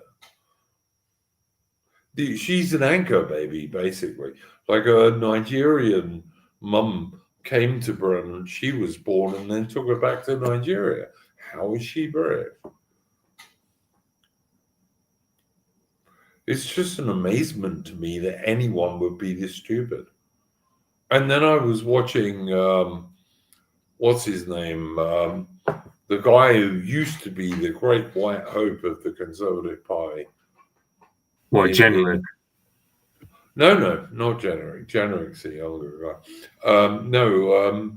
The more aristocratic guy from Rees-Mogg. Yeah, Rees-Mogg was saying, there needs to be a merger of the Conservatives and Reform, which would kill Reform if that was to happen. And I believe Rees-Mogg knows that because no one's going to vote for the so-called, in air quotes, Conservative Party anymore, because the Conservatives, in air quotes, and Labour are a uni-party which since the late 1990s has been conspiring together to destroy Britain with mass third-world immigration. Yeah, it's also, I don't know if you ever saw about Boris Johnson's considering coming back as an MP. What's he going to do? Is he going to go to Kiev, Boris, because Boris is not his real name, by the way. All his family call him Alexander, which is his actual name. But is he going to fly to Kiev and stop the peace negotiations again, as he did in 2022? Because that war could have been stopped in 2022, and 1 million people who are dead today would still be alive, but for Boris Johnson. And also remember how Boris Johnson locked the whole of Britain down in his nonsense China virus lockdowns. I've got no sympathy for him whatsoever. None. Yeah, that's kind of symptomatic of how bad the Tories are at the moment, where they're considering bringing out some old has-beens at this point, because a lot of them can just see the voicing on the wall, which is that, well, they're a dead pie. You constantly hear at the moment Conservative central office is sacking people because they don't have enough money to pay them anymore. All I can say is it makes me joyful to see. I want the Conservatives dead. And after the Conservative Party are dead, I want the Labour Party dead. And then you might have decent British political parties actually supporting British people. Yeah, man, that's as was said earlier with Reform's energy policy they came out with back on Wednesday. It's like they've still got some work to do on fleshing out policy, because, for example, you have basically because of the way CFDs work, these contracts for development work, it makes scrapping set contracts harder to do because of the status of English law. So their remedy for that is tax and subsidy. Now, Richard Tice didn't bother communicating this properly at all. So that's one problem Reform's got at the moment. It's like, since the election, we just don't know how to flesh out policy and communicate it well. So I can imagine Reform at the moment, right? But I mean, Reform, I think they're rising high in the polls. I think like one of the major reasons apparently they've been told is that, so their stance on immigration, which is a very bread and butter issue, but also a lot of it's also because they're not Tories or Labour, which is startling at the moment, because that's more of an anti-establishment vote. That's more of a spoiler, I suppose. Like it's done more. I think it's the main nationalist vote, Mitch, but that's just me. I think if you're really a British nationalist, the proof is you want the end to immigration.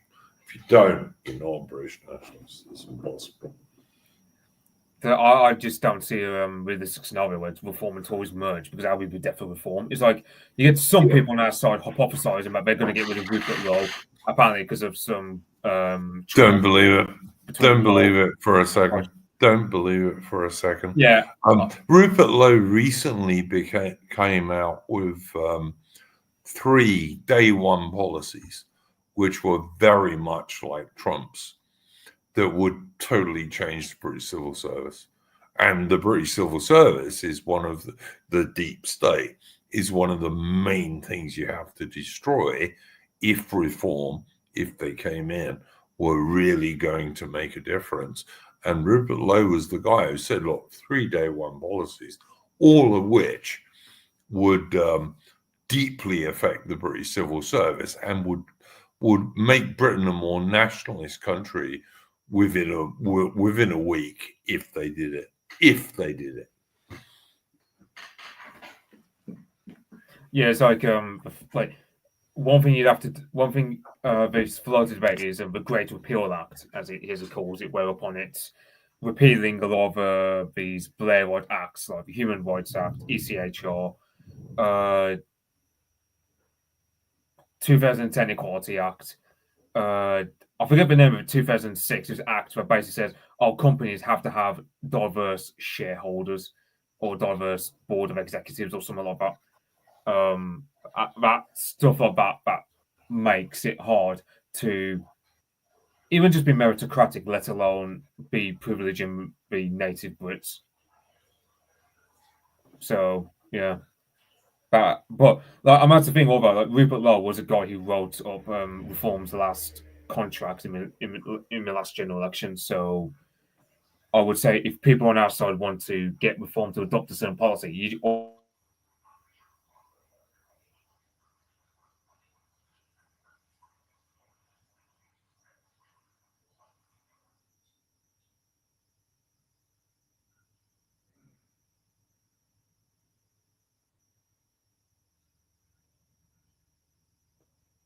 Hello?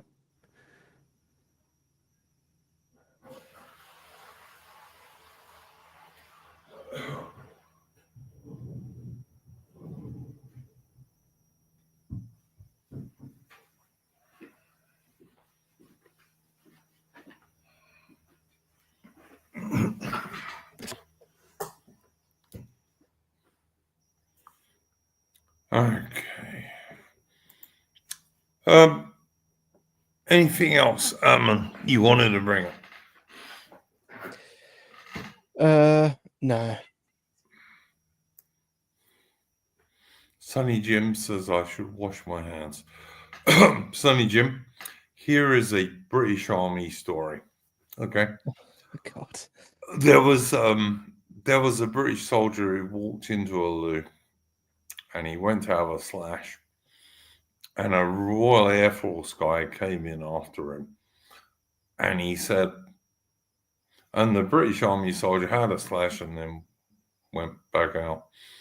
And the Royal Air Force guy says to him, he said, hang on, mate. He says, I'm in the Royal Air Force and they taught me to wash my hands after I'd had a piss. British Army soldier turned around and said to him, you know what, mate? I'm in the British Army and they taught me not to piss on my hands. But there we go. So that's a true British Forces joke, by the way. So anything else you wanted to bring up? No. We seem to have lost Mitch again, so I can't ask him the same question. Look, I would just say, let's take advantage of the things that are happening at the moment when the world is changing at long last. And you know what? It's changing because of the Americans. And I'm in favor of that. So there we go. Next week on Wednesday, I'm going to be doing a historical stream. Can't tell you what it'll be yet, but there will be one on Wednesday. And forevermore on Wednesday, there's going to be an Iron Duke historical stream. I know that Adam and I have spoken about doing a stream on the Franklin expedition. Yes, which is I say that because our outro tune is going to be about that. But yeah, I'd like to do that, Armin, if you still want to do it. Yeah. I've also got plans to do streams with Aaron Hook about Rorke's Drift and Lawana and the Jameson raid.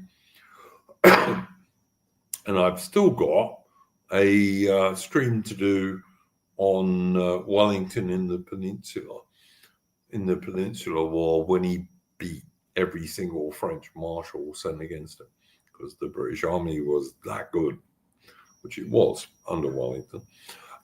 So yeah, we're going to start a historical stream on Wednesday. Not sure what the subject will be this week, but when you're ready, Armin, let me know and we'll do the Franklin stream. So yeah, come and join us for those. In the meantime, don't let the bastards grind you down. And I'm going to play us out for stream.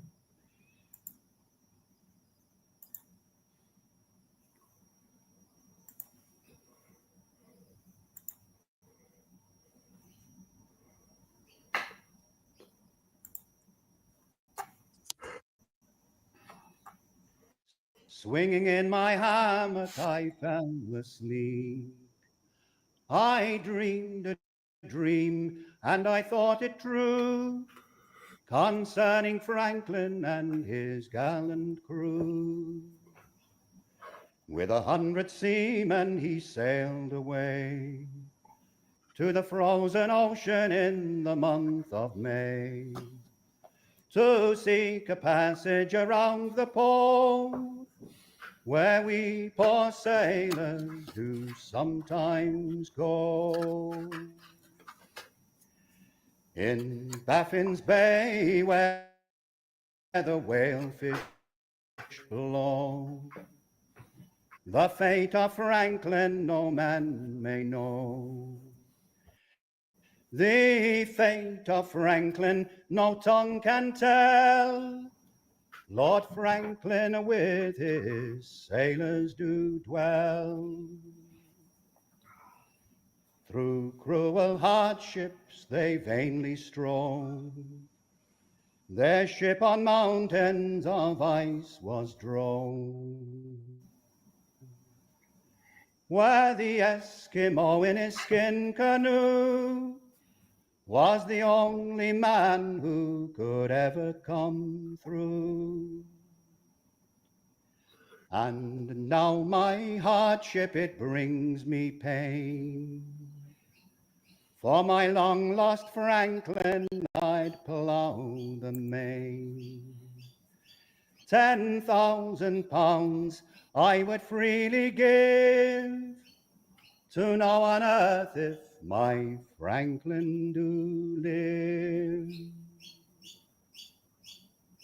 A voice within that I can't control gives assurance of his peaceful soul. Oh, Arctic seas, what you have concealed at the judgment day will be revealed.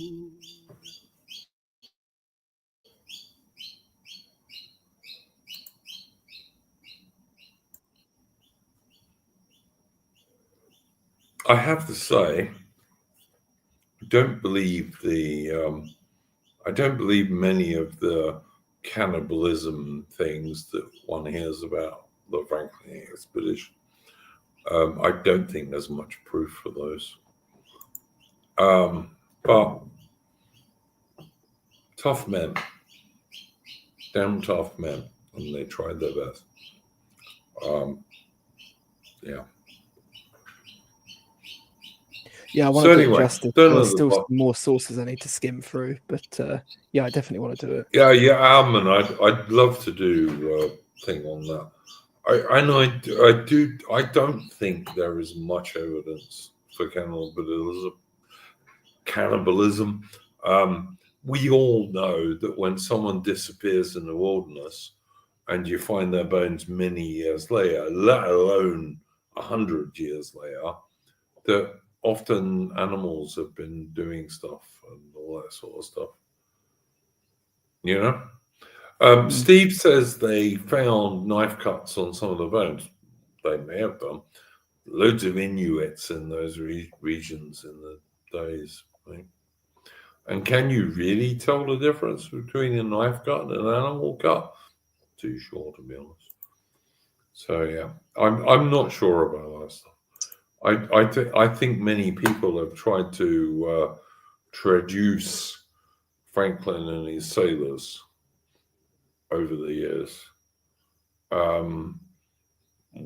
Could there have been some cannibalism? Maybe. Who knows? I have my doubts, you know, I do. Thank you, Aubrey Ellie. You know, as always, you're very useful. Yeah, I don't know. It would have been like the worst thing you could have done in the 1840s. You know, it would have been the worst thing you could have done. And I know they found sledges that still had like many pounds of cocoa and biscuits on board. So why would you have done that? I think they tried to move far too much kit, to be honest. But, you know, again, 1840s. But yeah, I don't know. Franklin was at one stage the lieutenant governor of Tasmania in Australia, where he is still remembered as a pretty nice governor who, for example, made the rules against convicts a bit less harsh. So, yeah, I don't know. Yeah, when we do it, I kind of want to go into the history of the men and the ships as well, because the ships had had pretty distinguished careers up until that point as well. Oh yeah, and they were very strong ships. They were bomb vessels, and of course Franklin was a veteran of Trafalgar and other battles. So yeah. He was not a bad guy, and he was pretty popular in Australia as the lieutenant governor of Tasmania. And as I said, he actually made the lives of some of the convicts in Tasmania less harsh. So yeah, he wasn't a bad man. He was quite a popular captain. He was probably a bit too old to give that expedition to. But there again, he was a very experienced Royal Navy sailor. Well, yeah, that wasn't his first rodeo. He'd actually done other. Yeah, he'd been there before. Yeah, he had. Yeah. There was the famous expedition he went on where some of the guys ended up boiling their leather boots and eating some of that because they were so damn hungry on the way back. But yeah, I'm very slowly going through sources and taking down lots of notes, so that will be happening at some point. Yeah, no, I'd love to do a stream on that. If we do, and I think what we should do is Franklin prior to the expedition and then the expedition. But that's only my suggestion, you know. Because prior to that, he'd been one of Nelson's officers and, like I said, lieutenant governor of Tasmania and all sorts of other things. I'm not sure, was it Tasmania or a Van Diemen's Land in those days? But it became Tasmania. So yeah. That would be interesting. So I'm looking forward to that. But next Wednesday, I will have a historical stream. Don't know what it'll be yet. It's going to be a surprise. But yeah, we'll talk about that. Anything to promote, Alan? No, not from me. All right, guys. See you next week. Go well. Yeah, good night, everyone.